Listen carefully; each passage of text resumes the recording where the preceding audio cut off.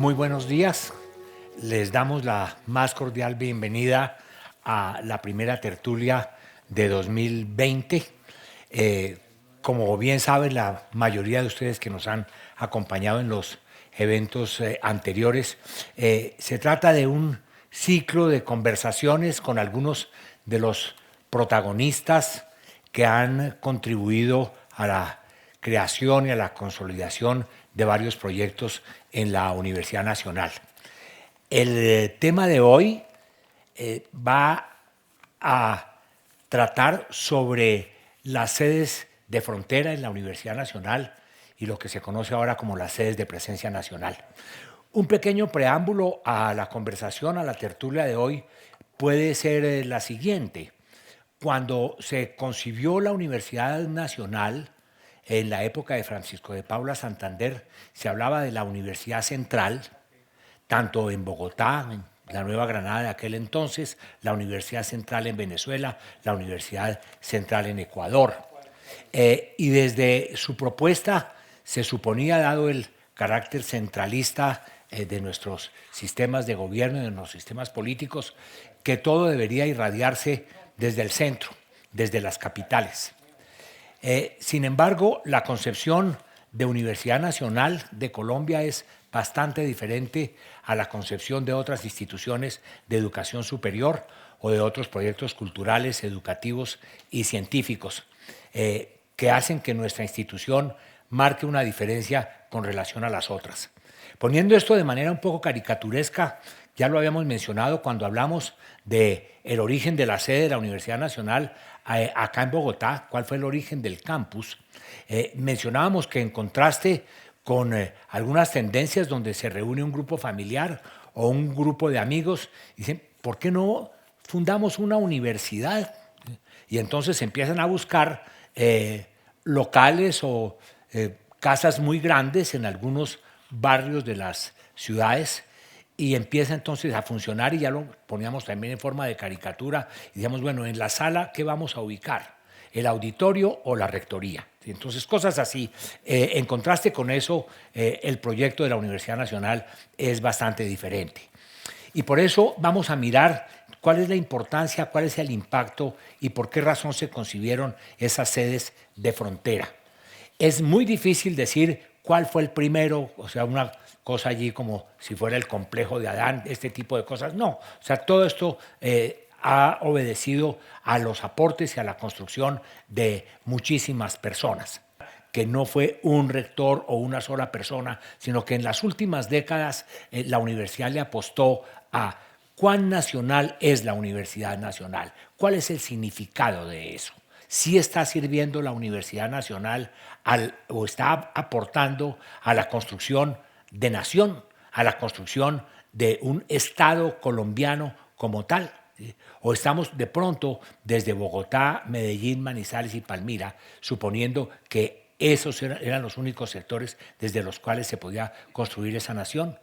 Entonces, esas son preguntas que están abiertas y que se cerrarán en muy breves minutos cuando varios de nuestros invitados a esta conversación contesten a este tipo de preguntas.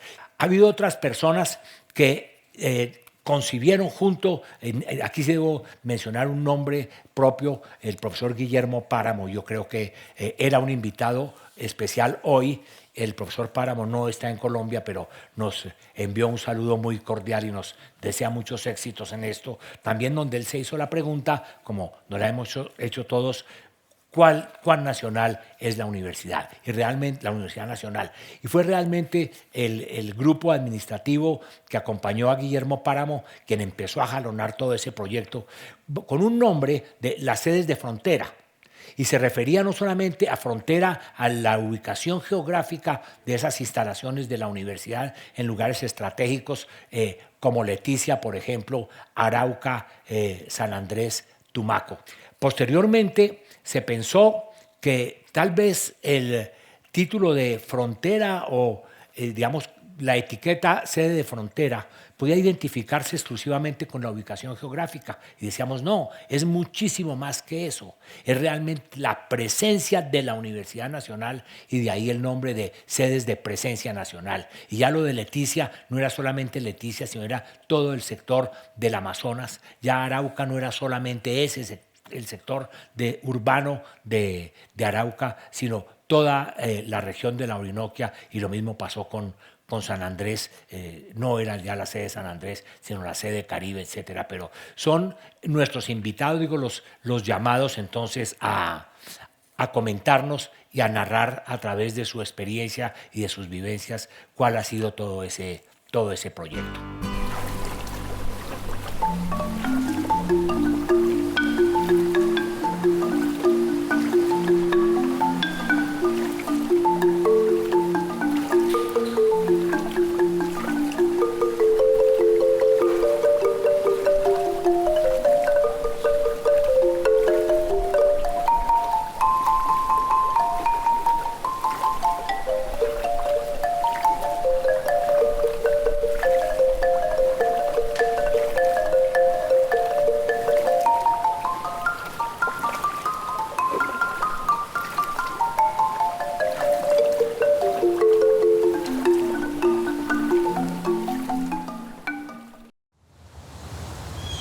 La selva me enseña todo y todo lo que esto encierra.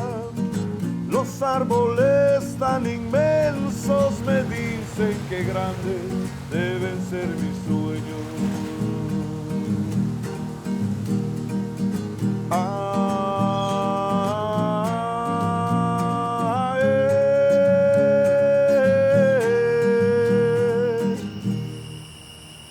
Yo nací libre en este hermoso paraíso de Dios. Yo nací libre porque esta tierra madre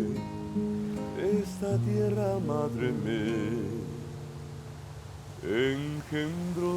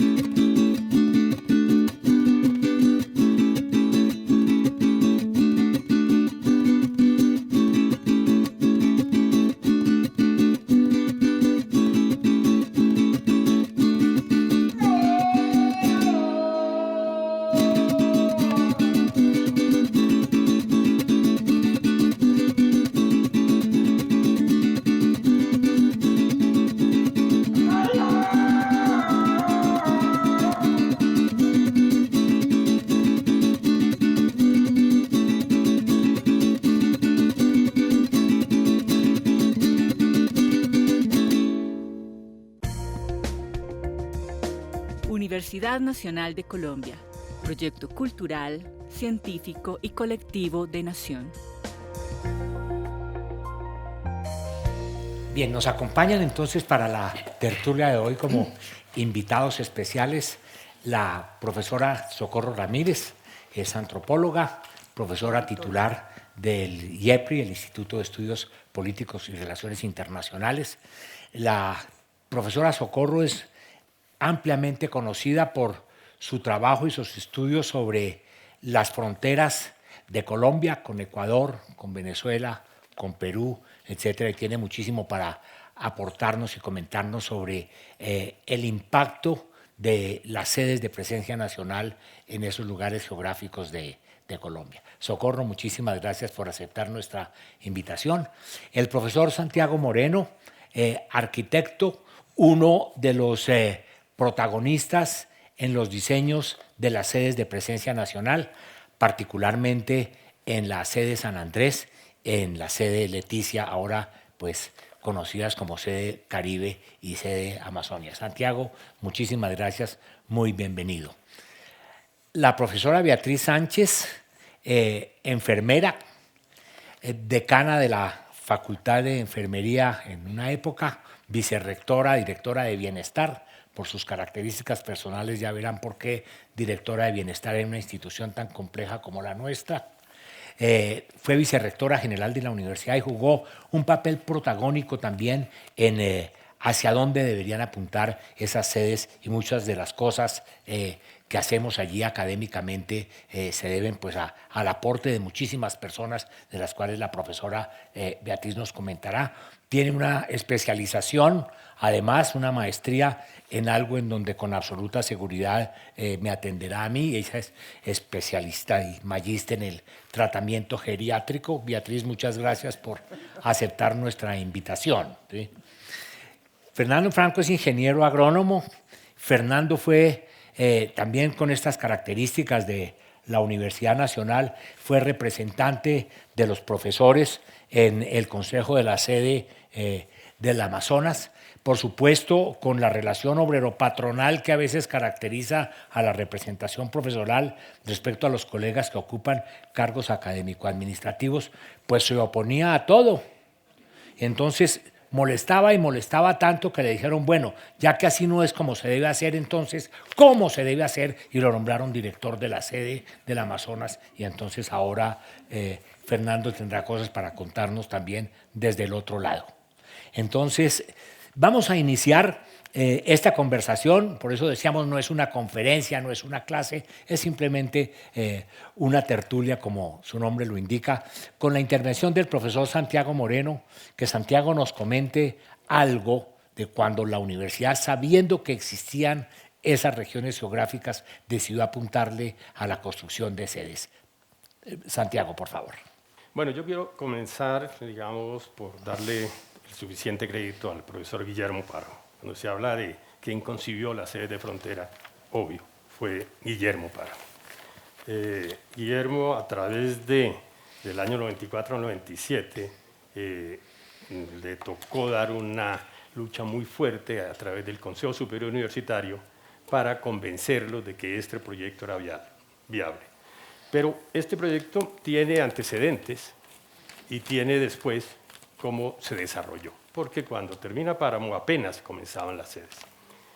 A ver, en la década de los 60, que fue una década muy importante para el país, para el mundo, y que nos tocó a nosotros, básicamente los que entramos en esa época, el año 64 que entré a la universidad, fue una época de grandes cambios, de grandes transformaciones. No solamente ya había pasado la Revolución Cubana, hace poco estábamos viviendo un poco esa euforia, también la insurgencia en Colombia comenzaba también a salir. Tuvimos en la universidad a José Félix Patiño y toda la reforma de Patiño, el cambio de universidad. ¿Qué pasa? Que también, digamos, en ese momento a la universidad se le asigna una serie de responsabilidades, como fue la adscripción del CEDIA. CEDIA es un centro experimental de investigaciones amazónicas creado por ley, donde le dan a la universidad además unos terrenos en Leticia. Le asignan también la protección de la Serranía de la Macarena, se crea la estación José Gregorio Triana, se le asigna también la estación Roberto Franco de Villavicencio. Entonces, ese tipo de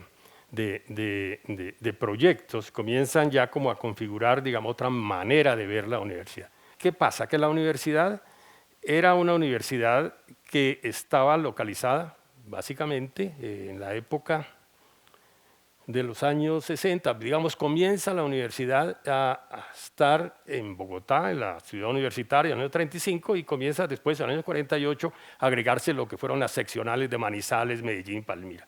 De hecho, en la Universidad de Bogotá, a través de los institutos de ciencias naturales, el departamento de geografía, comienzan a investigar el país y a recorrer el país. La universidad siempre ha estado pendiente del país, en todas sus componentes, en todas sus regiones.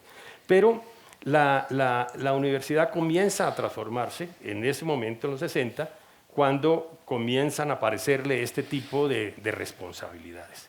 Estas responsabilidades llegan hasta los años 80, donde los grupos del grupo ORAM, que se forma, el grupo Orinoquia Amazonia, sigue trabajando en este proyecto con profesores de geografía, un grupos interdisciplinarios, que hacen que cuando llega el profesor Marco Palacio, y en una manera de, como decía Ramón, de hacer un inventario, de ver qué eran los terrenos que tenía la universidad, descubre que había un espacio por allá en Leticia perdido, que de alguna manera se lo habían dado en una ley de la República, eran como 120 hectáreas.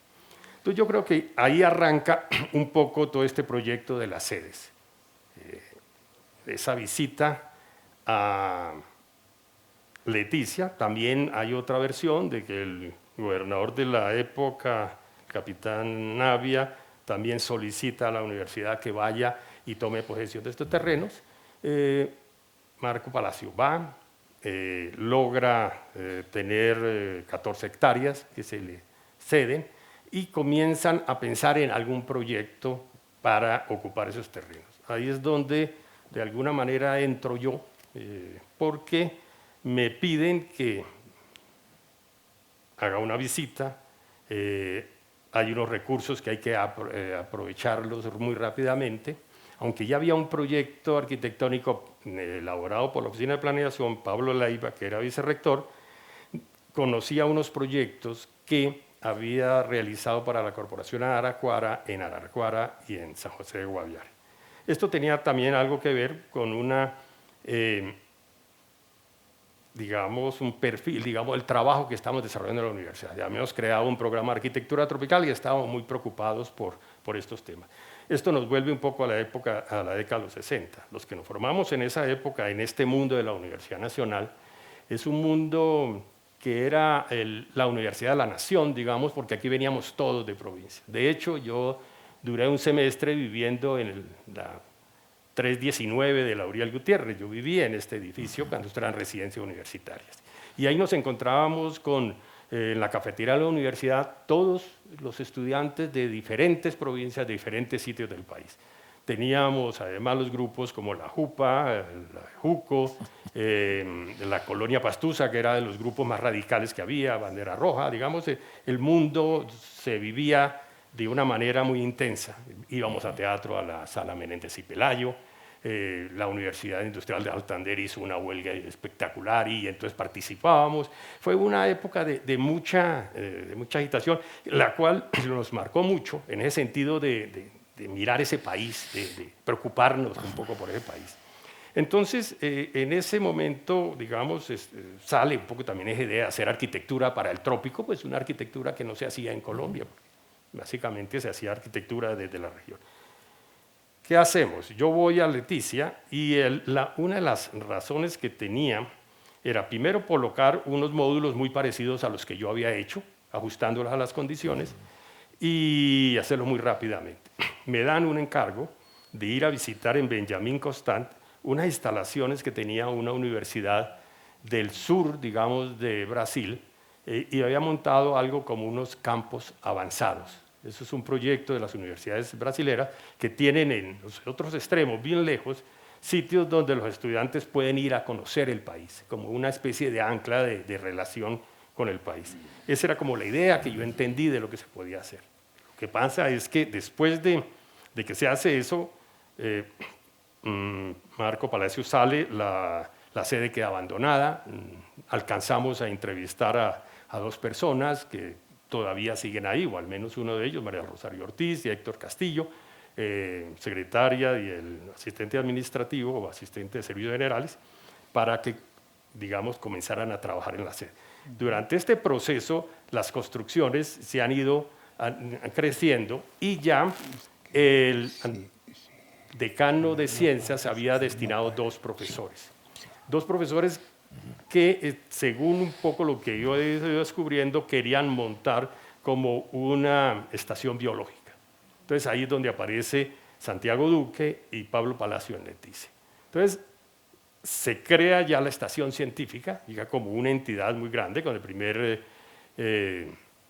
director es Camilo Domínguez, y la cosa comenzó a funcionar un poco también apoyado con los programas universitarios de investigación, y la universidad desarrolla una serie de actividades, crea el programa MODA, Modo de Desarrollo Amazónico, y la universidad comienza a coger fuerza. Son de las primeras fotos, la anterior, donde el año 86 lo que se encontraba en ese sitio era una sabana, no había árboles. Llegamos ahí y pasamos a la época, digamos, para ir apurando un poco esto, a la época de Páramo, cuando ya era rector, aunque anteriormente también hubo una cosa importante, que fue la generación 125 años, que fue un concurso de nombrar 125 doctores en la universidad, que fue uno de los proyectos para los 125 años de la universidad, y se nombran para Leticia, creo, 2 o 3 doctores. Entonces ya se había conformado un cuerpo muy importante académico, se tenían la sede en la mitad de la construcción, y en algún momento le llega a la rectoría la noticia de que el gobernador quiere convertir esos predios que no sirven para mayor cosa, porque eran profesores que investigaban, no tenían mucha relación con la comunidad, más bien dárselo al SENA o dárselo a otras instituciones. Entonces el rector Páramo llega y encuentra eso funcionando, ve que ya hay unas instalaciones confortables que tienen pues ciertas particularidades, digamos, esa connotación un poco tropical, amazónica, que le llama mucho la atención, y teniendo ya los antecedentes del decreto 1210, donde se podían crear sedes, la universidad podía crear sedes, entonces él comienza a redondear ya esta idea que, conjuntamente con la creación de la sede de San Andrés, le da origen a la sede de Frontera. Yo creo que lo de sede de San Andrés lo podríamos ir contando después para no alargar mucho esto y seguir un poco la historia. Bien, gracias. Entonces vamos a hacer lo siguiente. A continuación le voy a dar la palabra a Fernando Franco, pero vamos a ver primero un pequeño video. Kore, kore, guire, guiri, kore, kore, guiri. Soy Rubén Darío Menitofe, indígena Muruy del Corregimiento del Encanto, departamento del Amazonas. Fui admitido a la Universidad Nacional, voy a estudiar Administración de Empresas. Yo presenté mi examen de admisión en Chorrera, el corregimiento de la Chorrera. Me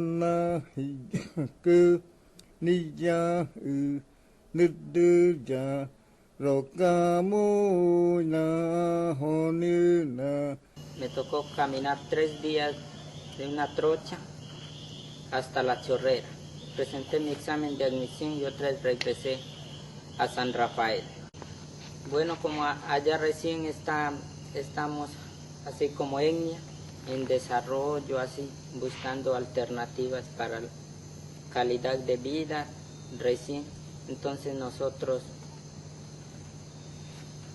los indígenas de allá, buscamos sacar profesionales por medio de universidad. Además, nosotros fuimos los primeros indígenas de mi comunidad que salimos admitidos para la universidad.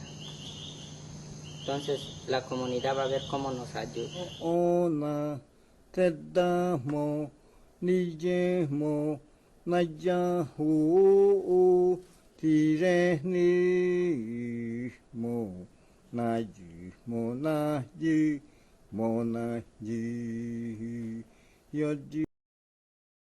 Le damos el crédito entonces a Harrison Calderón de allí de la sede, que fue quien filmó esto, y por eso Fernando nos va a contar un poco O sea, cómo la universidad, y claro, nosotros invitados también, aporta entonces a que estos ciudadanos colombianos con otras confesiones distintas, con otro lenguaje diferente, responde para que ingresen a los programas de la universidad. Fernando, por favor. Bueno, nos vas a hablar como director, no como representante profesional hoy. Sí. O si quiere, hablo como estudiante de la Universidad O como Nacional de los estudiante. años 60, porque tengo alguna anécdota con respecto a lo de que el profesor Moreno vivió en Gorgona. Yo también viví en Gorgona. También, sí, sí. Eso muestra que Pero ustedes son mayores que yo, pero vamos. A mí me fue mejor. Yo era un estrato superior porque yo vivía en la 524.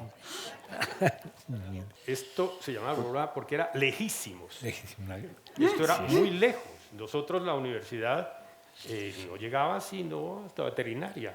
Por acá era tierras ignotas. Suficiente ilustración, profesor Moreno, tengo yo el uso de la palabra. Esto es una tertulia, ¿no? Resulta que yo vivía en la 524.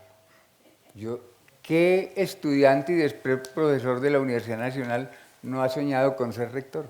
Todos y todas. Pero a mí me quedó un consuelo. Es que todos los rectores que ha tenido la Nacional de los años 80 para acá han montado su escritorio sobre la cama en la que yo dormía en la 524. En la 524 es hoy el despacho del rector de la Universidad Nacional. Pónganme ese trompo en la uña, ese privilegio lo tiene muy poquita gente en este país. Entonces no fui rector, pero los rectores han gobernado desde mi habitación, mejor dicho, desde mi cama. Lo otro es que ese video que acabamos de ver está cargado de anécdotas. Cuando me tocó en suerte, gracias a la ingenuidad de la profesora Beatriz y el profesor Basserman, yo no sé en qué estaban pensando, me nombraron director de la sede. No, bueno. Pero pues para mí el primer asomo, yo me di cuenta que me habían nombrado director como a los 8 días, porque yo no estaba en Bogotá.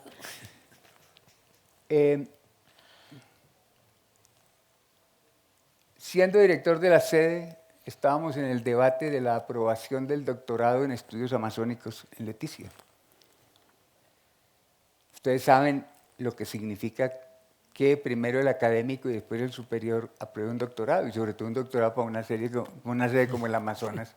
10 profesores, 20 estudiantes, bueno, todo más bien básico, basiquito, ¿no? Pero entonces yo me eché un cabezazo, ¿no? Entonces yo dije, no, vamos a moverle el corazón al Consejo Superior. Entonces le dije a Harrison, mi querido amigo Harrison, que es el hombre que maneja los medios en la sede, habíamos hecho un documental sobre esta historia de los estudiantes que caminaron 450 kilómetros antes de poder ingresar a la Nacional.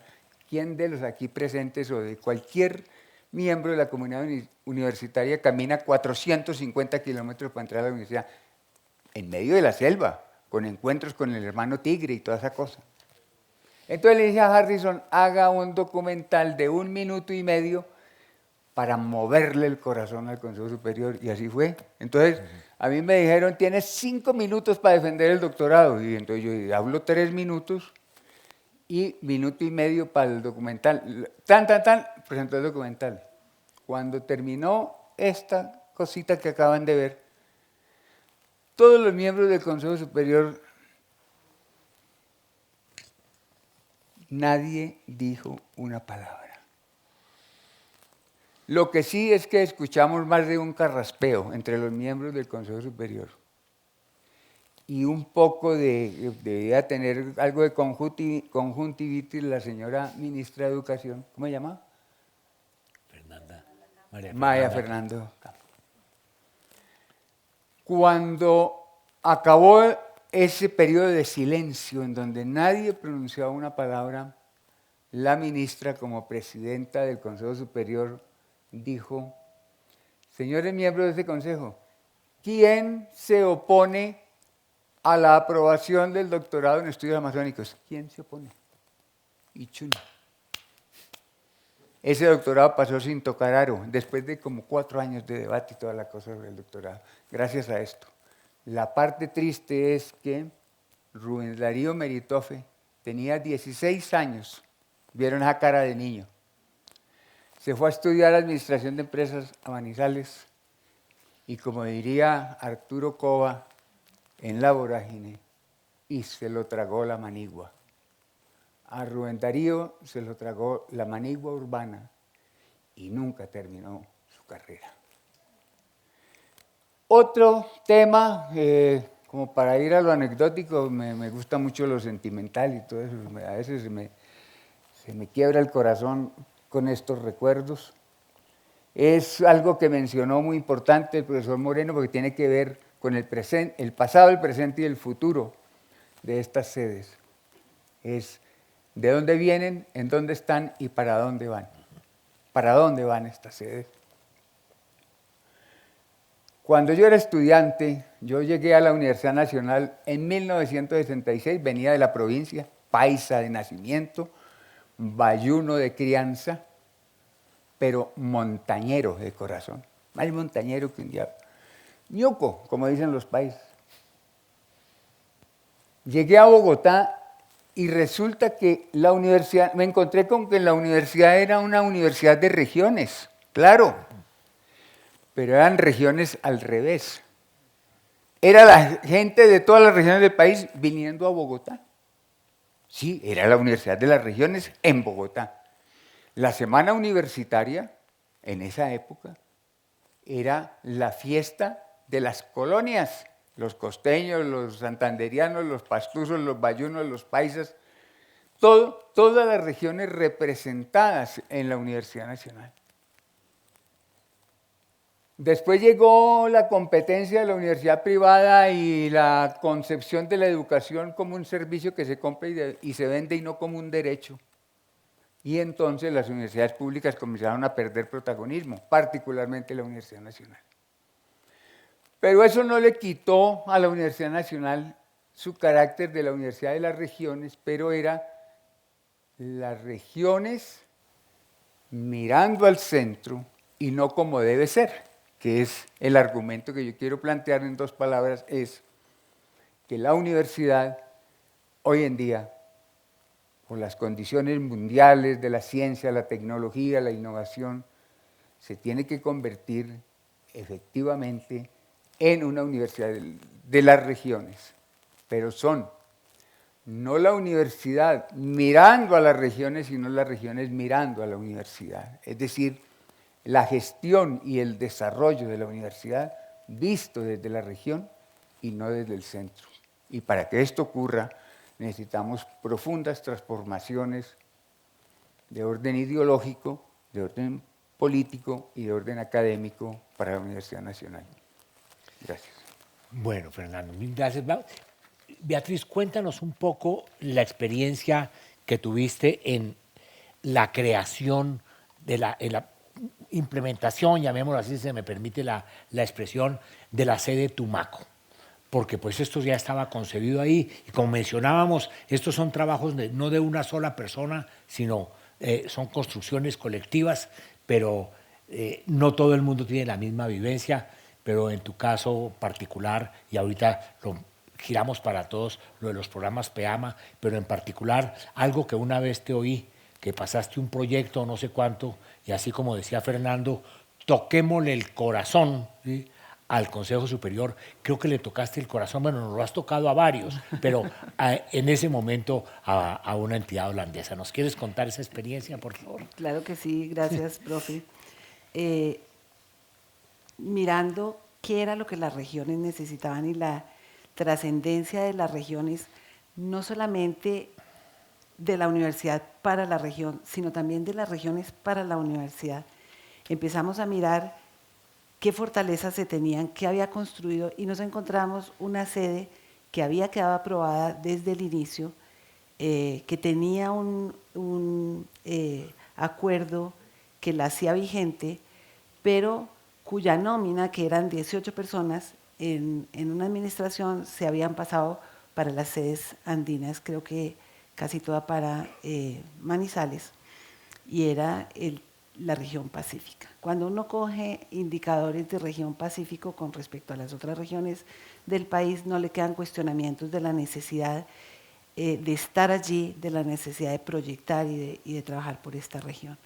Y empezamos a trabajar con todos esos indicadores para mirar qué podíamos hacer por el Pacífico. Por supuesto, reunimos a los conocedores del Pacífico, miramos opciones, preparamos un proyecto fuertísimo y empezamos a buscar recursos nacionales, internacionales, y encontramos que había una convocatoria muy, muy fuerte de Holanda. Presentamos el proyecto a Holanda y el proyecto quedó de número 7 con 5 ganadores entre 500 proyectos. Dolorosísimo, pero sabíamos que Holanda volvía a abrir convocatorias en años próximos. Entonces empezamos a mirar los 5 proyectos ganadores. Esos 5 proyectos no eran ni más necesarios, ni mejor elaborados, ni tenían tanta relevancia como el proyecto de Tumaco, de la Universidad Nacional. De manera que entendimos que había algo en la presentación que nosotros habíamos hecho que no era suficientemente fuerte, que teníamos que aprender y nos dirigimos con los miembros del equipo, que siempre fue un equipo muy sólido y de alto rendimiento, digamos, a la dirección de Unimedios y les pedimos a los asesores de Unimedios, díganos qué es lo que estamos comunicando mal, porque este contenido es muy fuerte, es muy sólido y algo estamos haciendo mal que no pasamos y miramos que los 5 que ganaron no son tan fuertes como este. Ellos empezaron a oírnos y recuerdo que el director en su momento, el profesor Carlos Patiño, dijo, antes nos los despacharon de ese escenario, esto no tiene corazón. Y pues claro, herida la vanidad, ¿cómo nos va a decir que esto no tiene corazón? En fin, pero él nos hizo una reflexión importante, ¿para qué nos llamaron? No nos van a atender en eso en que nosotros somos buenos, que es saber comunicar, póngale corazón. Entonces la tarea era con esos indicadores, con esas necesidades, con esa motivación de llevar a la universidad para que la universidad pudiera aportar y pudiera sobre todo ganar con la presencia de esa región Pacífico, buscando qué corazón le poníamos. Y encontramos una historia del día en que se fue a firmar la compra del lote en la sede de Tumaco. Fuimos recibidos por la Universidad de Nariño, los niños de la sede andina bajaron, hicieron un concierto y ahí estaba el rector Sánchez de la Universidad de Nariño y el rector Basselman de la Universidad Nacional en esa firma y venían unos niñitos, 5 niñitos descalzos jugando con arito de bicicleta y uno de ellos como más organizadito se acercó al rector y le tiró la camisa para llamarle la atención. Yo me volteé y dije, ¿qué se te ofrece? Pero el niño no quería mandos medios, él quería era hablar con el rector y un niñito así de grande le dijo, es que yo voy a estudiar en la Universidad Nacional. Fue muy conmovedor. El profesor Basselman también tenía conjuntivitis, se le aguaron los ojos y le dijo, mira, estamos haciendo todo lo posible con este equipo para que tú, tus amigos y tu familia puedan tener aquí y estudiar en la Universidad Nacional. Y nos pareció que esa era la historia. Esa era la historia que nosotros teníamos que ir a contar. Habíamos ido a Ámsterdam, habíamos hecho toda la presentación. Cuando volvimos con otra vez el proyecto bien estructurado, al que no le hicimos muchos cambios, la presentación empezó de una manera diferente. Mostramos las fotos de esos niños y de ese niño y empezamos la presentación diciendo, venimos para que nos ayuden a cumplir una promesa. Nosotros le prometimos como Universidad Nacional a este niño y a sus amigos que íbamos a hacer todo lo posible para que ellos pudieran estudiar allá. Y queremos que ustedes nos ayuden. Y volvimos a presentar el mismo proyecto. 36.000 millones de pesos trajimos para la universidad y para esa sede de Tumaco, gracias a ese niño y a esa jalada de camisa que se echó en Tumaco. Muchísimas gracias. Sí, creemos que, bueno, esto refuerza lo que yo mencionaba, que a veces en los cargos hay que poner, cuando uno tiene la potestad de nombrar a alguien en un cargo, a la persona que es. Y en ese caso, estas personas que tocan corazones, ¿sí? Pues nadie más indicado que que Beatriz Sánchez en todas esas actividades. Por ahora, antes de que entremos en un tema que es de enorme pertinencia, y es cuál es la estrategia que le ha jugado la universidad a poner en práctica para que estas personas, estos jóvenes, llamémoslos niñas y niños sin sentido peyorativo, sino muy jóvenes, ingresen a la Universidad Nacional. O sea, poniendo los mismos estándares, poniendo las mismas varas altas que se ponen para una persona que ha crecido, se ha educado en Bogotá. Estas son personas con unas características un poco diferentes, a las cuales tenemos que ofrecerles también alternativas diferentes, que es lo del programa PEAMA.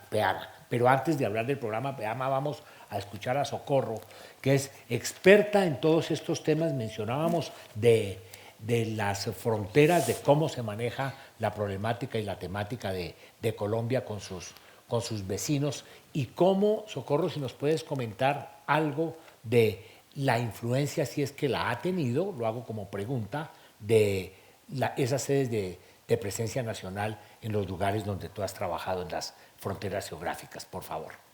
Gracias, profesor. Bueno, yo he sido una afortunada, a diferencia de los que me antecedieron, que sentaron las bases, pusieron los fundamentos, consiguieron los recursos, hicieron el diseño, le abrieron esa perspectiva de la universidad a asumirse como universidad de la nación, viéndola desde las regiones. Yo estaba en el IEPRI, el Instituto de Estudios Políticos y Relaciones Internacionales de la universidad, y me ocupaba ahí de toda la problemática de Colombia en sus fronteras internacionales y con los países vecinos. Porque los años 80 y los años 90 de alguna manera van a estar marcados por varios fenómenos. El conflicto armado se concentra en muchas de esas zonas. Hay una dinámica en América Latina y el Caribe de ver que la integración subregional y regional es una necesidad. Y todo esto hace que Colombia, bueno, digamos Bogotá, el gobierno nacional, esté confrontado a mirar a su periferia y a mirar a sus vecinos. Y de alguna manera, por ejemplo, sobre el Caribe. En Colombia nunca se hablaba Caribe, sino el Atlántico.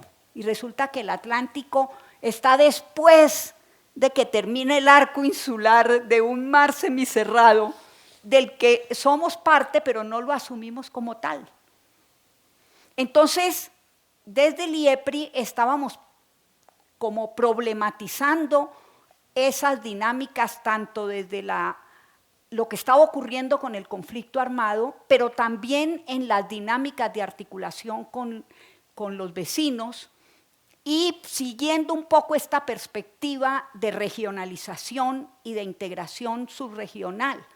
Y por ejemplo, Colombia fue la sede, Cartagena, de la construcción de la Asociación de Estados del Caribe. Pero era la primera vez que se abordaba el Caribe no solo como un arco insular, sino como una macrorregión en la que estaban islas, un istmo centroamericano y unos países continentales que tenían costas en ese mar, pero que no lo asumían ni lo veían. Y de igual manera estaba ocurriendo fenómenos, los andinos reclamándole a Brasil que no los asumía como países amazónicos, las dinámicas en el Pacífico, y entonces eso me dio una oportunidad extraordinariamente rica de estar en las 5, porque miren ustedes, la Universidad Nacional tiene 9 sedes, y 5 ya, contando la de La Paz, son en las fronteras. Y he tenido la suerte, el privilegio de estar en todas. Empecé con la de el Caribe. Y justo aquí con Santiago estaba abriendo esa sede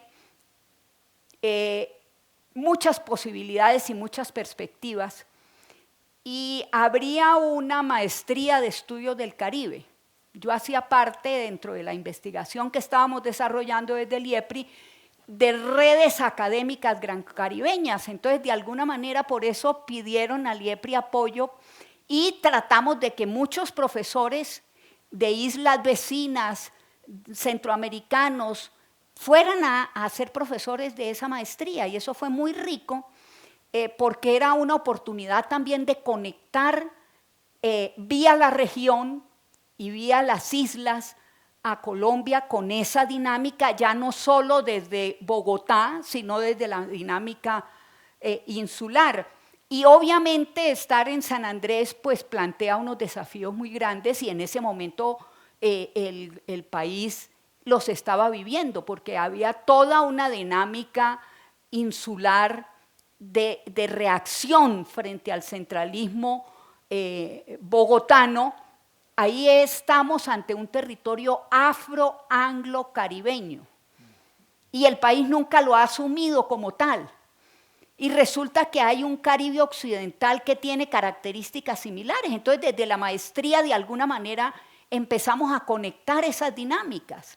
Y Managua y Bogotá enfrentadas en La Haya, y resulta que teníamos ahí poblaciones anglo-afro-caribeñas en la Mosquitia centroamericana y en el archipiélago. Bueno, hicimos muchos programas en que llevamos a esas, a Huracán, la Universidad de la Mosquitia en Nicaragua, a un diálogo, y también ellos invitaron a la sede.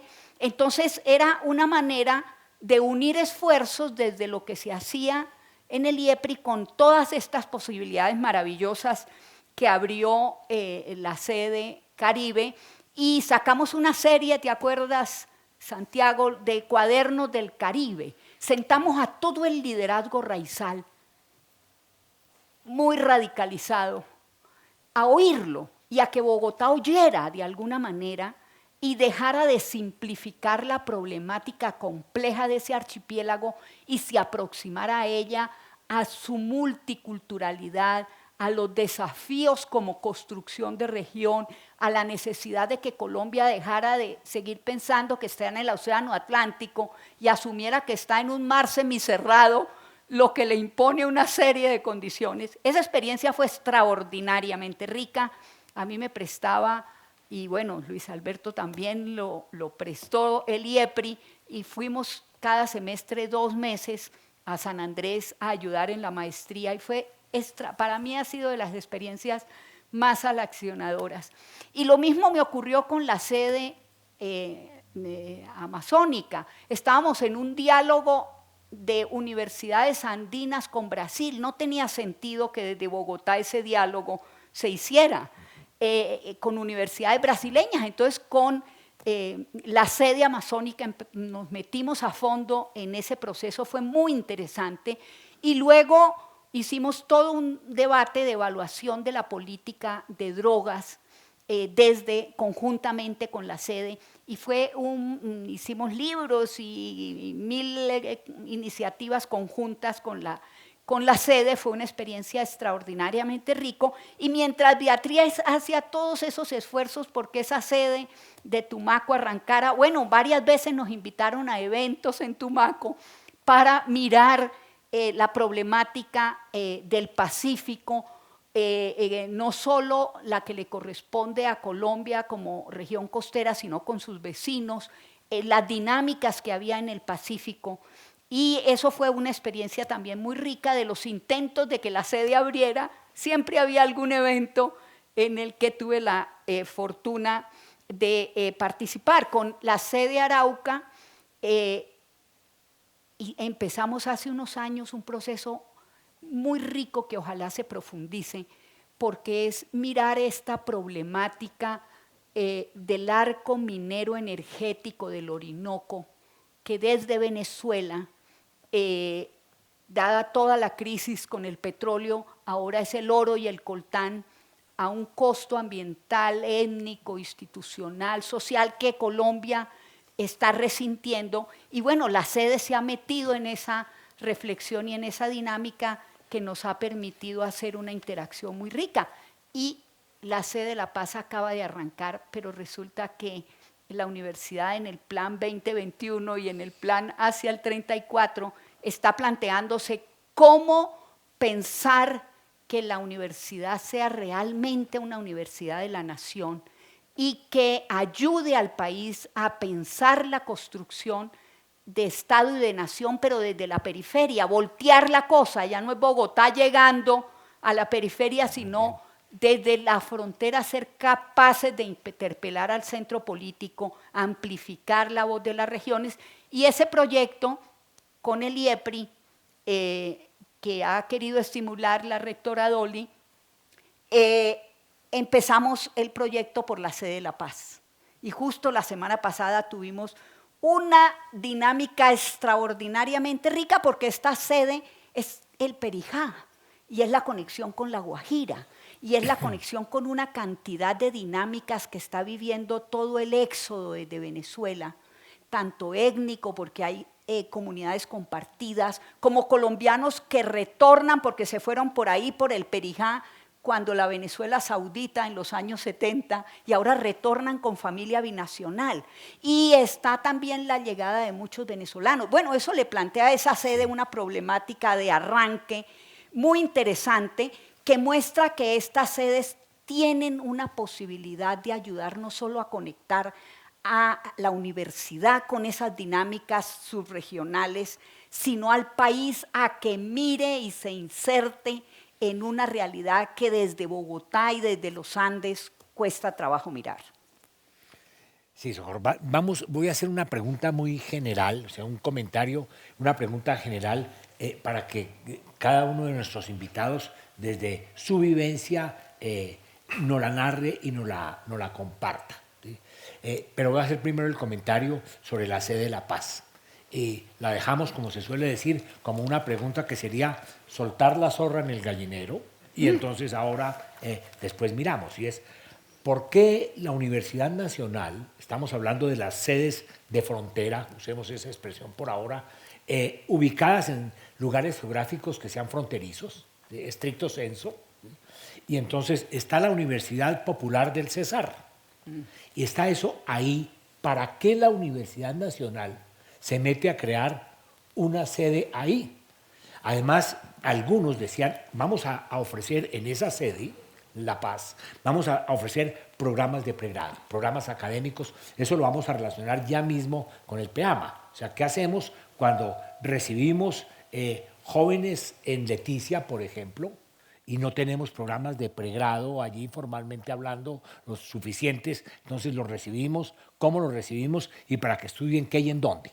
Entonces esa es la cosa del PEAMA. Pero entonces voy por ahora a dejar eso de la sede de La Paz, cuando un rector mencionó, y en esa sede debería haber programas de salud. ¿Por qué no? Y podría haber un programa, por ejemplo, una carrera de medicina.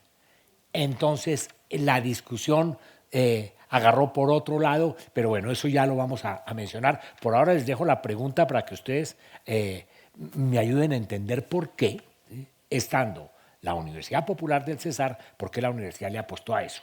Sin embargo, tenemos una estación muy fuerte en Villavicencio, ¿cierto?, la estación Ernesto Franco, y sin embargo nunca se ha hablado, que yo sepa, de crear una sede de la Universidad Nacional en Villavicencio.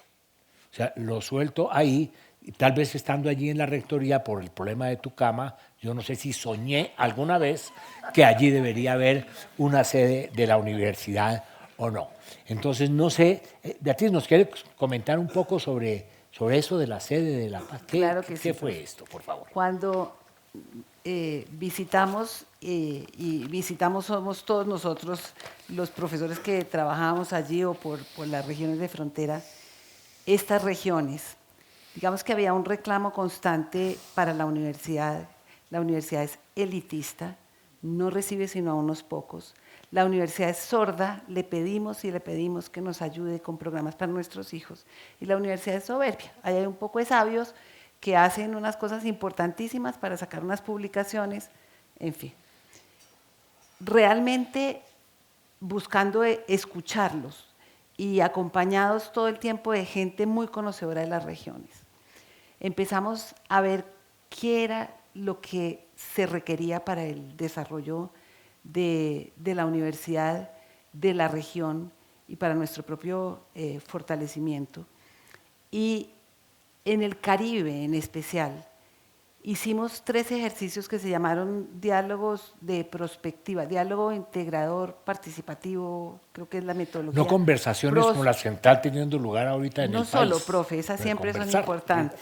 No. Pero queríamos realmente escuchar a la gente que vivía en las regiones, que conocía, que sentía la problemática para ver qué era lo que estaba reclamando, cómo, como muy bien lo han señalado mis compañeros, el centro comprendía su realidad a través de poderlos escuchar bien.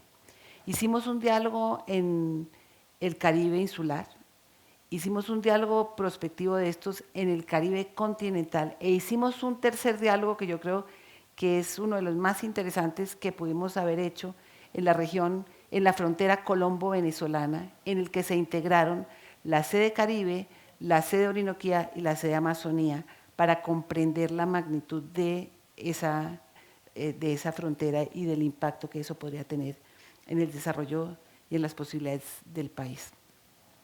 A través de eso fue evidente que el Caribe insular, la sede Caribe de la Universidad Nacional, tenía un mundo de desarrollo en ese archipiélago, pero que necesitaba también tener presencia en el Caribe continental. Y de allí surge la idea de cómo hacemos, qué es lo que debemos hacer, qué recursos hay, qué potenciales hay, y empezamos a mirar que la Universidad Popular del Cesar es una universidad de carácter nacional. Entonces, no solo había una universidad, sino que su carácter era igual al nuestro, como sucede, por ejemplo, con la Universidad de Caldas. En revisión con ellos, mirando qué era lo que se requería, se encontró que la provincia vallenata, digamos, en el sentido más amplio, tenía una necesidad de ser apoyada por un ente realmente de carácter nacional que la Universidad Nacional representaba y que veía pertinente para su desarrollo tener la presencia de la universidad allí. Entonces, se sumaban 2 razones muy poderosas y empezamos a mirar cómo podría hacerse. Coincide esto con la llegada de unos egresados, el profesor Ciro Quirós, el doctor Rodolfo Quintero, José Araujo, que vienen en calidad de egresados y dicen, por favor, queremos que la Universidad Nacional llegue a la región. Estamos como egresados dispuestos a apoyar, podemos mirar qué programas podemos ofrecer conjuntamente, cuáles podemos cualificar de un lado o del otro, qué intercambio, pero es muy importante que la universidad esté allí y allá debería estar la universidad. Y teniendo todas esas razones, ellos nos apoyaron para hacer una gestión muy importante a través de regalías con recursos y se consiguieron por ese mecanismo 40.000 millones de pesos que dieron la posibilidad a que la sede de La Paz se desarrollara físicamente. Ahora entiendo entonces por qué. Yo voté en el Consejo Superior porque se creara esa sede, porque me parecía que detrás de esa propuesta había un gran trabajo, como se suele hacer aquí en la Universidad Nacional, que era lo que también Fernando mencionaba, y quizás para muchos del auditorio es un poco raro cuando él dijo, ustedes no saben lo que es proponer un programa doctoral que surte el trámite del Consejo Académico de acá de la universidad y posteriormente el Consejo Superior. Eso puede tomar los tiempos de Dios, así le ponga uno todo el corazón que se le han hecho a las otras propuestas. Martín, gracias. Yo quisiera hacer esta pregunta y que por ahora invitar tanto a Santiago como a Fernando a que nos la contesten, por supuesto, con los aportes de todos. ¿Qué es esto del PEAMA? ¿Qué significa esto? ¿Por qué se concibió eso? No sé cuál de ustedes dos quiera intervenir. Bueno, comienzo yo. ¿Qué es eso? Sí, Santiago. A ver, No, pero Porque yo también tengo muchas cosas que decir sobre eso. yo ya hablé suficiente. No, a ver, pero yo sí quisiera referirme cortamente a algún componente, digamos, que hace falta. Y es que la creación de las sedes no siempre sigue el mismo protocolo y no fue igual. Muy bien. Digamos, en la sede de Leticia, a la entidad, digamos, a la comunidad les trajo sin cuidado. De hecho, nacen un poco las sedes en la medida que querían volver eso, entregárselo al SENA. Eso fue allá. San Andrés nace de un conflicto, de un poco de que aparece una universidad de pastores norteamericanos tratando de crear una universidad cristiana, confesional allá. Se genera como un problema de soberanía. Va el viceministro Antonio José Lizarazo, que tuvo un papel muy importante en la creación de las sedes, ahora magistrado. Viceministro de Educación. Era viceministro de Educación, presidente del Consejo Superior, y va en una comisión con Páramo a ver qué es lo que pasaba y se enteran de que pues, el pastor era un pastor raizal y que era un proyecto diferente a ese proyecto, como digamos, en contra de la soberanía, obviamente con sus connotaciones, digamos, raizales. Entonces, de ahí nace la necesidad de crear después una sede que apoyara esto. Arauca es una necesidad muy sentida de la comunidad que logra hasta tener una ley, ¿cierto? Horacio me comentaba ahora que la lograron parar para poder hacer su propia sede. Llegó un momento en que ahí en el Consejo Superior plantea Páramo de que debían limitar este cuento de que todos en Uribia, en Mitú, entonces querían tener una universidad y querían sacar su propia ley. La cosa se regó, ¿cierto? En Tumaco se creó, pero se quedó en el olvido mucho tiempo.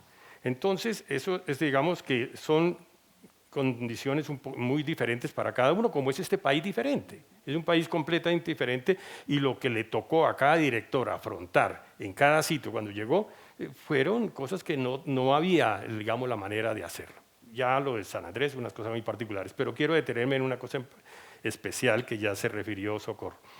Decidimos hacer la maestría en estudios del Caribe para conocer el Caribe y lo primero que hicimos fue ir a las universidades de la costa a ver quién sabía del Caribe. Encontramos uno, Ariel Castillo, que tenía una cátedra de literatura del Caribe. Nadie más. No hablaban del Caribe. ¿Por qué? Porque el Caribe nuestro no es Caribe, es la costa. Ellos son costeños y miran hacia Bogotá y no hacia el Caribe. Gustavo Bell en una oportunidad le oí decir que en la época de Bolívar se gastaban 15 días para ir a Jamaica y 5 días desde Bogotá y 5 días desde Cartagena. Es decir, la relación que tenía con el Caribe era muy grande. ¿Qué se perdió? Cuando perdimos Panamá, entonces decidió el país meterse hacia adentro, hacer límites, hacer rayitas por todas partes y creíamos que el Valero 82 era un límite y al final no era nada. Y ahí no perdimos nada, sino que nos ajustaron los límites. Entonces, creo que lo que creó, digamos, la sede que me tocó dirigir desde el comienzo, desde nada, bueno, había un trabajo previo que había hecho el grupo de estudios interdisciplinario del Caribe que tenía Carlos Martínez, que tenía un trabajo muy grande, muy importante, pero que pues, no tenía sede. Entonces, en ese momento, creo que la sede Caribe le ofrece al país un punto de referencia sobre el Caribe, impresionante. Lo mismo que la sede amazónica.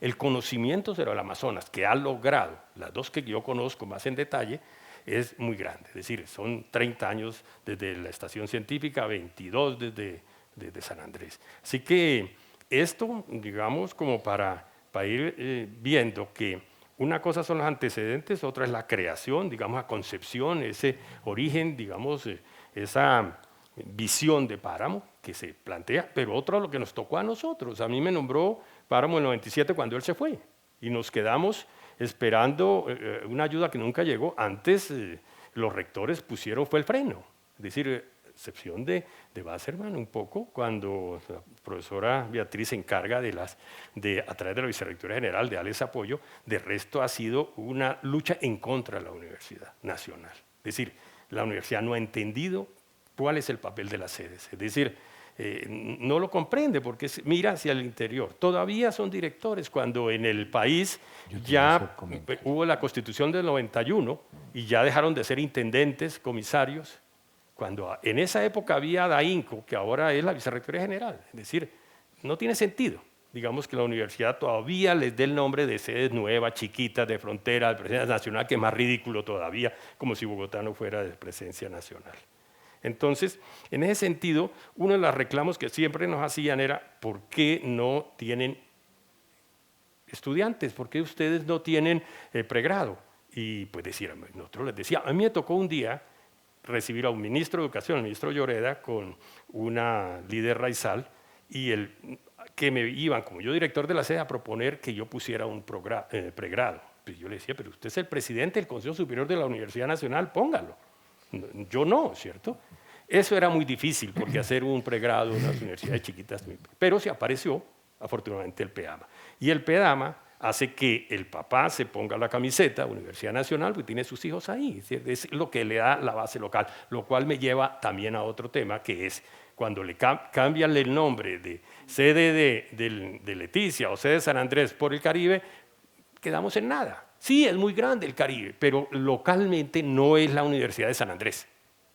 No es la sede de San Andrés. Y eso ahora están buscando, siempre han querido buscar la Universidad de San Andrés. Y yo le digo, hombre, esta es la sede. No, es que eso es nacional, eso es del Caribe, eso no es, ¿cierto? Entonces yo creo que a veces por esas visiones muy grandes dañan un poco como ese proyecto. Yo creo que es mucho el esfuerzo que han hecho este grupo de profesores, que muchos llevan más de 30 años, 20 y pico de años en Leticia, en San Andrés, menos en Arauca, que ha tenido más dificultades, construyendo eso, construyendo una cosa que es un patrimonio. Ese sí es el verdadero patrimonio de la universidad. Yo hablé una vez con también la presidenta del Consejo Superior de la universidad, que era María, ¿cómo se llama? Cecilia María Vélez, tal vez. Sí. ¿Cómo? Cecilia María Vélez. Cecilia María.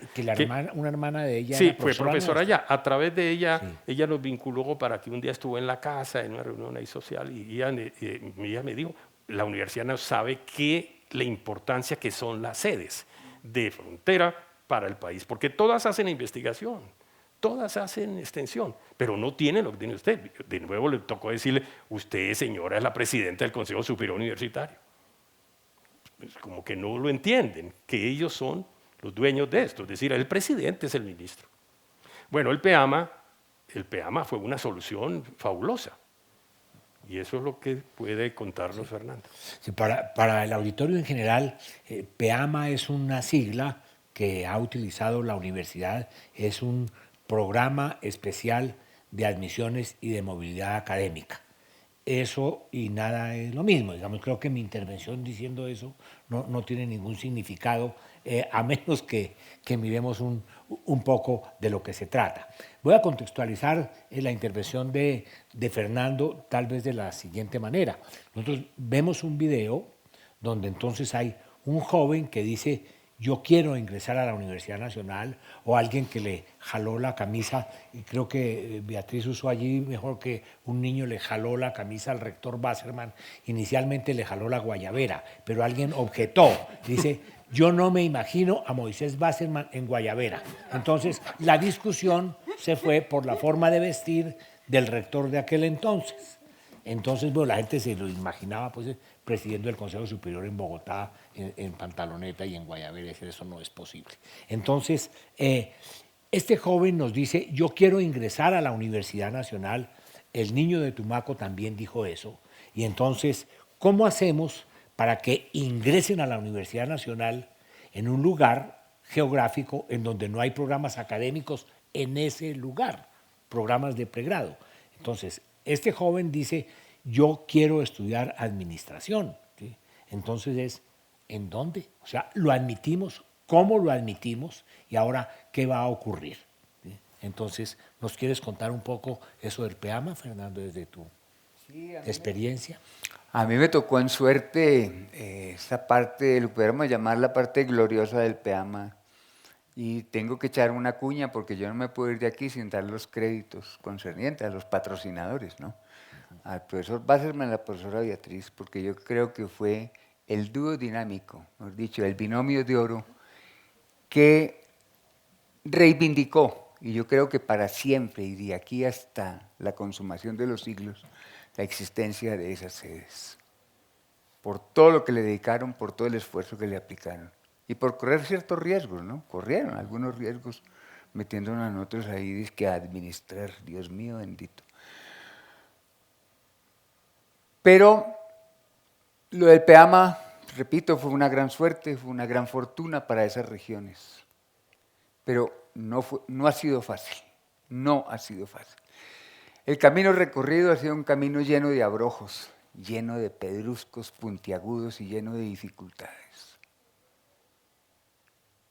Muchos de los contradictores más poderosos e incisivos de esas sedes de frontera y de sus programas estuvieron, están y estarán al interior de la propia universidad. Muchos contradictorios, que van a poner a quemar pólvora en gallinazos, a gastarle plata a eso por allá, cuando todas las necesidades que tenemos en Bogotá o en Medellín, hombre, no sean tontos, no se tiren la plata por allá. No. Afortunadamente la resistencia civil y académica ha rendido sus frutos, ha sido poderosa y hemos logrado salir adelante. Yo digo logrado que todavía me siento parte de toda esta historia. Pero hay que ver, quiero hacer dos reflexiones muy cortas. Una frase que yo siempre cito del presidente Belisario Betancur, uno de los pocos presidentes que han hecho historia en este país a pesar de la ignominia del Palacio de Justicia. Cuando él decía, era un tipo enamorado de los territorios nacionales, los visitó todos, hacía consejos de gobierno mucho antes que Uribe en todos esos territorios. Y él tenía una frase muy linda que siempre la decía: Colombia es un país que tiene más territorio que nación. Oigan eso, Colombia es un país que tiene más territorio que nación. Y la vida republicana de Colombia siguió los caminos del Imperio Español y de la dominación española. Nos configuramos o nos constituimos en una república absurdamente colonialista. Empezando porque lo primero que hicimos para pagar las deudas de la guerra de independencia fue hipotecar el país dándole tierra a los acreedores, a los ingleses, a los franceses, a través de las famosas políticas de concesión de tierras. Y nos olvidamos y seguimos administrando esos territorios ignotos, ¿no? Ignotos como Gorgona, cuando éramos estudiantes en aquella época. Y los seguimos considerando como colonias. Hoy en día todavía hay esa percepción de lo colonial en las relaciones del centro con esa periferia, sin entender algo que es fundamental.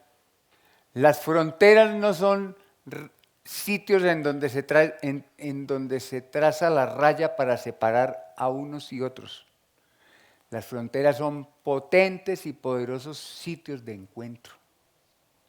En lo que llamaba Daniel, creo que llamaba el hombre Manarelli, un planificador italiano, que desarrolló una teoría llamada de los lugares centrales, es decir, lugares centrales y periferia. Las fronteras se convierten, queramos o no, en lugares centrales.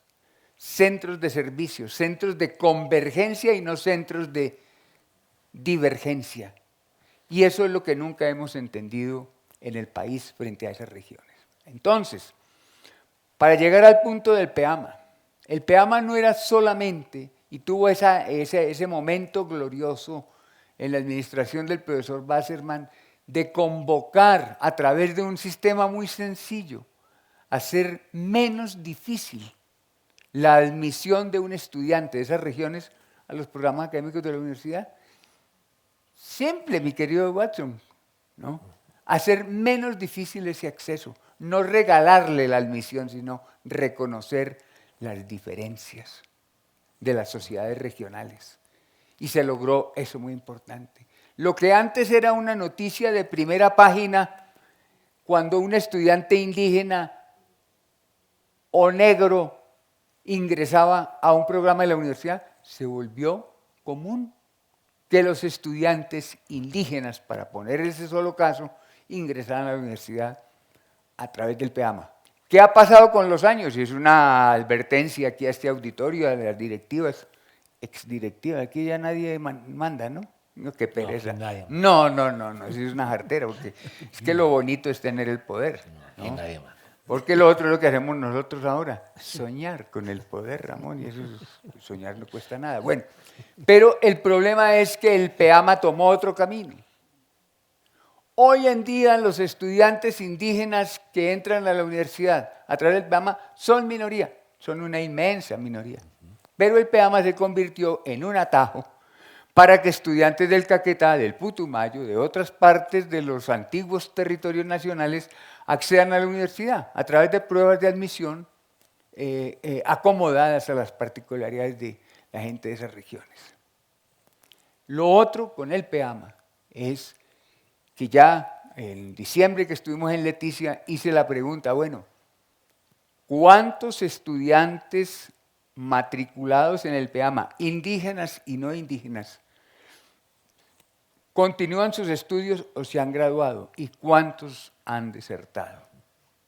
La verdad es que la proporción de deserciones es muy alta la proporción de deserciones con relación a las sedes, digamos, andinas de la universidad. Esto tiene 3 factores muy importantes. Primero, la asimetría tan profunda que hay en la calidad y el contenido de los programas académicos de los estudiantes de bachillerato en esas regiones. Hay unas diferencias muy grandes.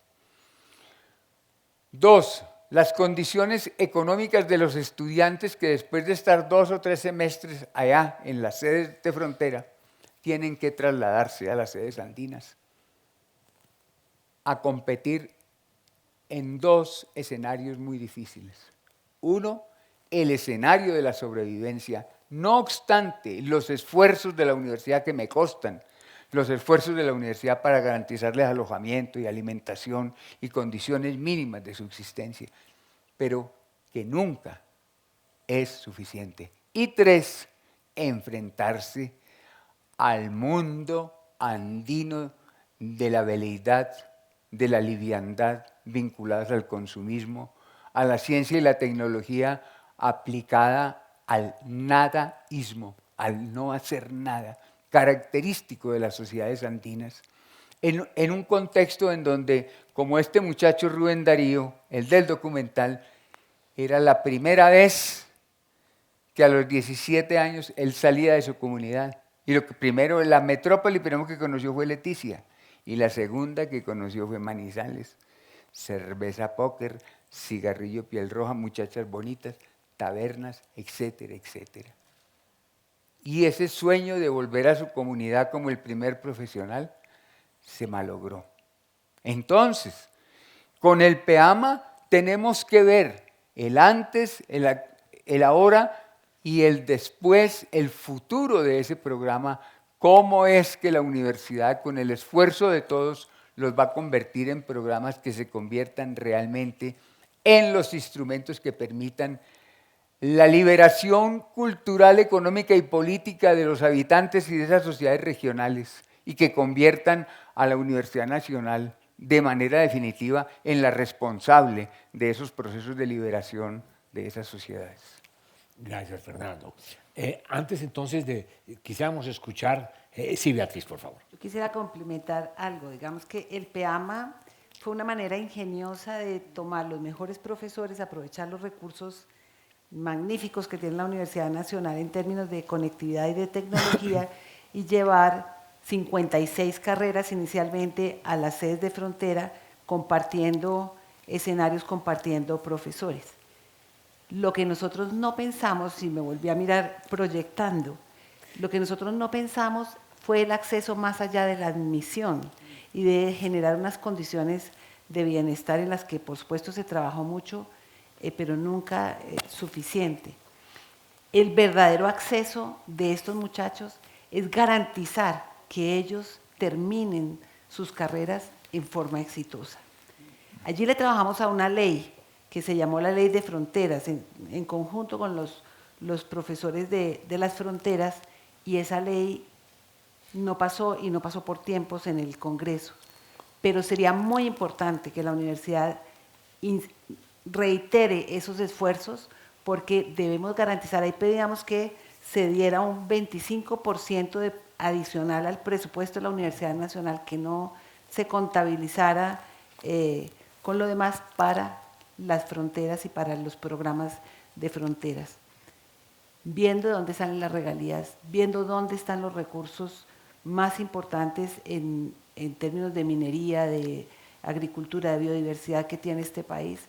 Yo insistiría en que miremos cómo se pueden ganar algunos recursos adicionales, porque todo muchacho que entre debería tener garantizado que tiene los apoyos suficientes para lograr salir. La asesoría, el acompañamiento, la vivienda, la matrícula, etcétera. Muchas gracias por la observación. Un comentario general, no vamos a tener tiempo suficiente, por supuesto, para agotar todos los temas, todas las inquietudes, todas las cosas que surgen. Para darle también la palabra a Socorro y que nos comente el impacto de esa actividad y esa presencia de la Universidad Nacional con relación a los estudios que ella adelanta, me perdona la redundancia, relacionados con esas fronteras en el sentido en el cual Fernando lo mencionó, no es esa línea geográfica muchas veces imaginaria dibujada en un mapa, sino mucho más allá de eso. O sea, en mi época juvenil, ya me perdonan pues que haga referencia a siglos anteriores. Las épocas de Bárbara nació. Sí, entonces, ¿cuál era para el común, para el ciudadano del común, particularmente para las personas de Bogotá? San Andrés era un lugar donde se iba uno y compraba un televisor y ayudaban a financiar, había grupos de personas y de empresas que le pagaban a uno el pasaje y la estadía con tal de que uno les cediera el cupo. Y el cupo era un televisor Sanyo en blanco y negro de 19 pulgadas. Comprarlo allá y revenderlo en Bogotá daba para cubrir esos gastos y financiar. Y ese era el imaginario de San Andrés. En el mejor de los casos, ir a Providencia, en el mejor de los casos. Pero eso, la financiación era para traer un televisor. Entonces era eso. Lo del Arauca no pasaba de ser el Arauca vibrador, donde a veces había un festival de coleo y era socialmente bien visto ir a ver a unos llaneros jalarle la cola a unos becerros cebú y que se cayeran. Y entonces la gente aplaudía y alrededor de eso pues se consumían grandes cantidades de grupos OH. Entonces eso era una gran actividad de eso. Leticia, entonces era un imaginario, en esto no voy a ser peyorativo, no faltaba más, donde había un Tarzán criollo llamado Capax. Y entonces eso era pues muy importante, la gente quería ir a mirar allí pues las serpientes de Capax y este tipo de cosas. Tumaco, en el mejor de los casos, era la escala que hacían los presidiarios que iban para Gorgona. Entonces allí, a ese lugar lejanísimo donde no tenían esperanza de regresar. La idea entonces, Socorro, es que nos comentes un poco para que ustedes, como Beatriz también ya lo insinuó y el propio Fernando, tenemos la reconstrucción del pasado, tenemos un presente ahora, ¿y qué sigue? O sea, ¿cuál sería la recomendación que ustedes harían que debería hacer la universidad como institución con esas sedes? Socorro, te escuchamos entonces, por favor. Como decía Fernando, todavía sigue predominando la idea de equiparar frontera con la raya, así le dicen las poblaciones en esos sitios, la raya, es decir, los tratados limítrofes, y no ver las fronteras. No impunemente están ahí las mayores reservas ambientales que tiene este país, en la mayor parte de esas fronteras, y son parques nacionales a ambos lados, en los dos países que están colindando. Eso es un poco paradójico. Por ejemplo, el Perijá. Venezuela tiene un parque nacional, Colombia tiene un parque nacional. Es el mismo ecosistema, pero nunca se han coordinado. Y hoy, en medio del cambio climático, eso es un recurso en negociaciones ambientales importantísimo para los dos países. Entonces, ese esfuerzo no está concluido. Ese esfuerzo de pensar la frontera como articulación, como eslabón, como necesidad de concertación de fenómenos transfronterizos que cada vez tienen unas dinámicas que cuando los estados no las regulan, el actor criminal con mayor fuerza termina imponiendo su ordenamiento. Eso es lo que estamos viviendo ahora a lo largo de la frontera con Venezuela, por ejemplo, en particular. Pero eso es apenas un esfuerzo que la universidad tiene que ayudar a profundizar y a pensar la región, la nación desde la región. A mí no me gusta que se las llame sedes de presencia nacional, porque eso en las fronteras suena a lo que ha hecho el Estado central, ir a hacer presencia de vez en cuando, y mandan a un ministro o a la policía o a la fuerza militar y ya hicieron presencia nacional. Y da un poco la sensación a esas tierras de misión que se llamaba antes, cuando eran intendencias y comisarías, el Estado se aproximaba a esa periferia en ese sentido. Bueno, hoy el país tiene unos retos enormes desde varios puntos de vista, desde lo ambiental, desde la seguridad y desde la construcción de paz, de repensar el territorio y de repensarlo volteando un poco la tortilla. Y en ese sentido me parece que estas sedes pueden jugar un papel importante ayudándole al país a mirarse desde la periferia hacia el centro, a voltear la lógica, a darle la voz a la región, a garantizar dinámicas regionales que tienen particularidades y que no se resuelven con una presencia esporádica de autoridades nacionales. Me parece que en ese sentido la sede de La Paz arranca en unas nuevas condiciones. De hecho, la rectora Dolly va mañana a posesionar a la vicerrectora. Es la primera sede que empieza con vicerrectora. Es una manera de empezar a corregir muchos problemas que también la universidad ha tenido en relación con las sedes de frontera. También ha habido el peso del centralismo. Y de alguna manera no es posible que esas sedes no tengan la misma capacidad que las sedes andinas para la toma de decisiones al interior de la universidad.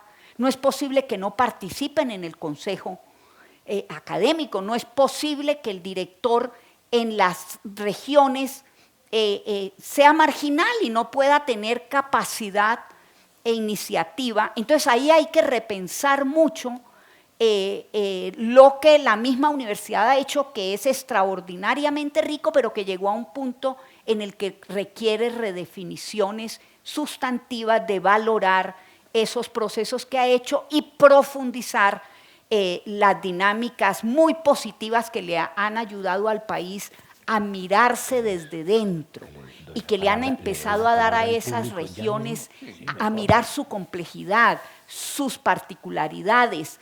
Y en este momento, con los retos que el país tiene en la construcción de planes de desarrollo territorial, la semana pasada oímos, por ejemplo, a la agencia que debe pensar el territorio en las... Miren ustedes, hay 3 planes PEDET de ordenamiento del territorio. A partir del acuerdo de paz con la FARC se creó esta posibilidad de paz territorial, que es pensar, reordenar el territorio a partir de otras dinámicas. Bueno, hay 3 sedes en la universidad que están en regiones que construyeron esos PEDET y le apuestan a una construcción de paz territorial. Eso es crucial porque es pensar la dinámica, la especificidad, por ejemplo, con momentos étnicos interesantísimos, con momentos de construcción de planes subregionales, con momentos de diálogo de distintos actores de la región, y a eso la universidad tiene que apostarle, y sería un extraordinario ayuda para la universidad para que asuma su condición de universidad de la nación y para el país para que tenga un motor que ayude a que se construya nación desde la periferia y desde las fronteras. La función de la universidad es construir comunidades académicas locales. Tenemos que, las regiones tienen que tomar el mando de sus sedes. Esto no puede seguir llevando Bogotá allá. De acuerdo. Es decir, tenemos que formar la gente para que sean sus propios dueños, digamos, de su futuro. Porque el caso de San Andrés es más particular, es muy especial. Los profesores de la universidad tienen unos permisos de residencia, porque no se sabe muy bien. La Constitución del 91 limitó la libre circulación de los colombianos en San Andrés. Podemos estar en todas partes de Colombia, menos en San Andrés. San Andrés podemos estar como turistas 3 meses. Si tenemos una propiedad, 6 meses al año. Para trabajar se requiere una visa, un permiso de residencia. Los profesores necesitan un permiso de residencia. Afortunadamente, para San Andrés ya se ha conformado ese equipo. En gran medida, digamos, tenemos una gran cantidad de profesores que ya son de ahí, que van a tomar la rienda de su universidad. Eso tiene que pasar en todas partes. Y no solamente los directivos, sino la comunidad en general tiene que capacitarse. Esa es la función de la universidad desde sus regiones. Es decir, porque son los que saben, los que entienden, lo que sudan, digamos, ese clima. En ese sentido, para que no quede como esta imposición de que nosotros queremos una nación homogénea, igualita para todas. No, esto es biodiversa, etnodiversa, con condiciones muy diferentes. Desde San Andrés la nación es el continente, la nación es Colombia. Es muy duro, ¿cierto? Cuando llega alguien de acá a hacer soberanía, pues uno no sabe dónde meterse, ¿no? Entonces, eso que quede claro, la universidad construye esa comunidad académica local, no la visión del centro, la visión desde la región. Para 2015 teníamos del PEAMA, que son las cifras que conozco, 67 graduados y había 1.270 estudiantes inscritos. Pero hizo un estudio, el profesor Santiago lo podrá precisar mejor, una profesora del Caribe, la profesora Adriana Santos, para comparar la investigación que se hacía en la sede Caribe con respecto a la investigación que se hacía en Bogotá. Profesor, si nos quiere recordar eso. Sí, básicamente en los 20 años el informe que hace de gestión la sede muestra que en productividad, digamos, la sede del Caribe es mucho más productiva que Palmira, por ejemplo. Es decir, porque el problema del PEAMA no son los 40 años. Las sedes tienen 20 años de estar funcionando, ¿cierto? La que tiene 30 años fue Leticia, porque era la estación científica de Leticia. Pero la creación, cuando se mide el número de estudiantes, es cuando aparece el PEAMA. ¿Y cuando aparece el PEAMA? En 2008. 2008. En Arauca. Entonces no es mucho, ¿cierto? No es mucho tiempo, ¿cierto? Y es un proceso que cuesta tiempo, pero no se puede medir en función solamente de eso, sino como varias cosas, lo que decía, construir la comunidad local, construir país, también nación, insertarse en las comunidades internacionales. A mí me tocó ir a reuniones a la Asociación de Universidades y Institutos de Investigación del Caribe, donde íbamos y Colombia no participaba, no era miembro. Cuando se hizo una reunión de Asociación de Estudios del Caribe en Barranquilla, casi no se puede hacer porque los miembros dijeron, Barranquilla no es Caribe. Es decir, Colombia no es Caribe, sí. No. Es decir, mire, hay una anécdota que nosotros comenzamos a hacer Caribe cuando Noemí Sanín, creo que fue, comenzó a buscar votos para Gaviria para que lo eligieran ser secretario de la OEA. Entonces le tocó ir por todas las islitas buscando un voto y descubrimos que al menos para los organismos internacionales los votos cuentan y apareció el Caribe. Entonces, las medidas son diferentes. Por ejemplo, el conocimiento sobre el área pesquera, sobre digamos, esos recursos que tiene de mar Colombia, pues se hace con la sede del Caribe, con el CECIMAR, ¿cierto? El Amazonas también, ¿cierto? Una de las razones de crear la sede de Amazonas fue para poder participar en la Unión de Universidades Amazónicas, UNAMAS, porque nosotros no íbamos allá, no íbamos a esa entidad. Entonces, hay varios indicadores. De hecho, ha sido un esfuerzo de 4 o 10 personas por sede. No se le puede pedir más, 10 personas con muy pocos recursos. Todas las sedes se hicieron con unos recursos mínimos. Mire, en San Andrés ahora estamos buscando regalías, pero en 20 años no han dado nada, ¿cierto? Y uno lo entiende. Siempre nos dicen, es que ustedes son de la nación, que la nación les dé, ¿cierto? Digamos, yo creo que es mucho lo que se ha hecho y ahí, bueno, se han logrado estudiantes muy valiosos, con muy buenos resultados que están llegando acá y están devolviéndose también, ¿no? Falta otra cosa, falta que utilizar las sedes para que todos los estudiantes de la universidad conozcan el país. Sería una cosa fabulosa, claro. De que, como esta sede de Bogotá, esto es sede de Bogotá, de los barrios aledaños a Bogotá, la mayoría, un porcentaje altísimo de la sede de Bogotá, a diferencia de nuestra época, son de Bogotá, que no conoce Tierra Caliente, no conoce Melgar de pronto, no conoce San Andrés, Arauca, Leticia, Tumaco, nunca. Entonces, ojalá que esto nos sirva para esa movilidad de estudiantes y de ese profesor. Porque van ahora no hasta San Andrés, sino a San Andresito a comprar. Exactamente. Entonces, eso ya es otra cosa.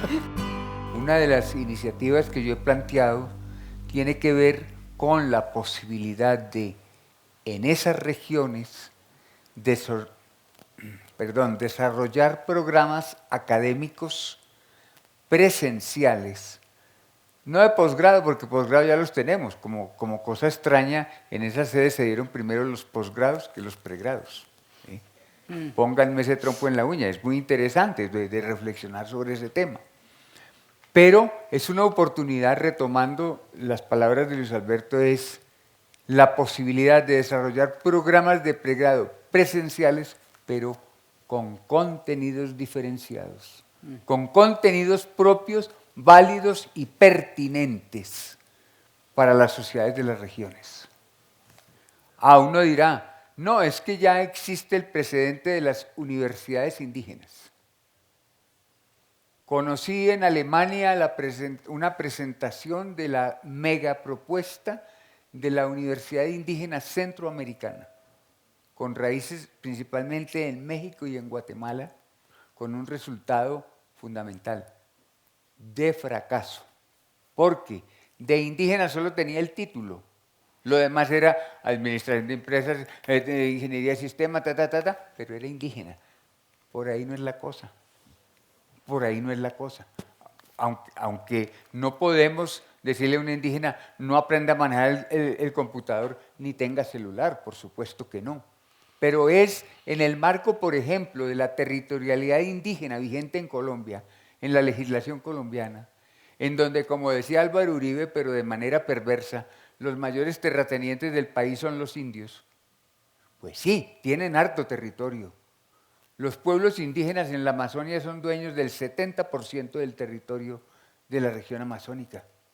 Es en la perspectiva de esas naciones, óigase bien, naciones, con territorio, con lengua, con cultura, con conocimiento y con tradición, desarrollar contenidos académicos en el marco de la occidentalidad científica y tecnológica, capaces de establecer puntos de encuentro, de establecer sinergias entre estos y ellos, pero a partir de ellos. Ese temita, con excepción de los lingüistas indígenas, permanece inédito en el campo de la ciencia, de la investigación, de la ciencia y la tecnología en el país. En una época, en una administración de la universidad, se adelantó un programa de admisión de comunidades indígenas aquí a la universidad. Y yo tuve estudiantes, yo soy físico, estudiantes en el curso de fisiología en la Facultad de Medicina, donde se trataba de dar alguna explicación desde el punto de vista de la física a condiciones fisiológicas y a condiciones patológicas. Uno de los estudiantes, después del primer examen, que le fue bastante mal, Henry Jamioy me autorizó para decir su nombre siempre. ¿Por qué no? Es que no contestaste nada. Y me dice, mire, profesor, nunca se lo he dicho. Yo a usted le entiendo el idioma, le entiendo las palabras, pero no le creo. Digo, a ver, me dijo en sus palabras, digamos, usted está tratando de dar una explicación, estas son palabras mías, desde la racionalidad operante de la física, a una serie de cosas que para este muchacho no significaban absolutamente nada. Ni las enfermedades, ni las causas de las enfermedades, ni que la difracción de la luz genera el arco iris o no sé qué. Absolutamente nada de eso me creía. Eso no sé si contesta un poco la inquietud, pero la idea es sí, y es lo que ha pasado en muchos entes, incluso del gobierno, donde Colciencias estaba concebido para las ciencias naturales. Cuando se habla de ciencia y tecnología, las ciencias sociales no existen, las ciencias médicas no. Bueno, en fin, pero ese es otro tema de discusión. Yo quiero agradecerles muchísimo a todos, particularmente pues a nuestros invitados especiales, el haber compartido, digamos, toda esa vivencia y toda esa construcción y haber dejado también muchas inquietudes sobre lo que tenemos en este momento y lo que debemos tener en el futuro sobre esas sedes, por ahora pues sigamos llamándolas de frontera o de presencia nacional. Sí miremos un poco, ¿sí?, también sobre la estructura académico-administrativa, porque uno muchas veces no se da cuenta de que la forma a veces es el fondo. Entonces, pues no gratuitamente se concibió que una mesa tenga o no tenga cabecera, y entonces la mesa redonda da un sentido mucho más igualitario a la cosa. Y entonces es mirar, como nuestros invitados lo han puesto de presente, cómo no es acertado desde el centro entonces irradiar lo que el centro quisiera que fuera la periferia, sino más bien al contrario, en toda esa construcción de nación, en toda esa construcción de los procesos de paz que hasta ahora pues estamos iniciando y en los cuales la Universidad Nacional juega un papel central. Muchísimas gracias por haber asistido y los esperamos entonces dentro de un mes. Creemos que todavía hay café y refrigerio para que compartamos otro rato amable. Muchas gracias.